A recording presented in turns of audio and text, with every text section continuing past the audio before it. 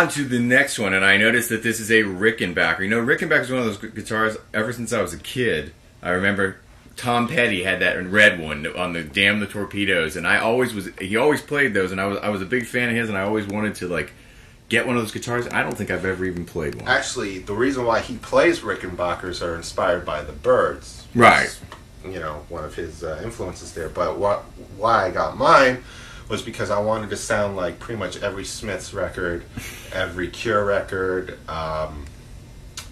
and you could throw in REM as well. But yeah, if you want that sound, this is the guitar for it. It's again, I use this also along with the other two to just brighten things up a bit. So it's not as heavy as the 335. No, but it's a 12 string, and with all 12 strings, they just have a tendency of not staying in tune that well. Yeah, that's such a. Make it. How do you deal with? I mean, do you ever use that guitar live? Yes, and I stopped using it live because of the issue. I was in the middle of a song one time, and right about we're about to play it, and it just wasn't in tune. And 1, 2, 3, 4 were in the song, and it's I don't have time to like diagnose it. So yeah, and I every 12 string. I'm way too lazy personally to have a 12 string. So basically, you stop playing it live and you live with the 6 string. Yeah, it's just it just became more of a studio piece. And again, it's used on tons and tons of stuff I do. And you primarily as a rhythm, obviously.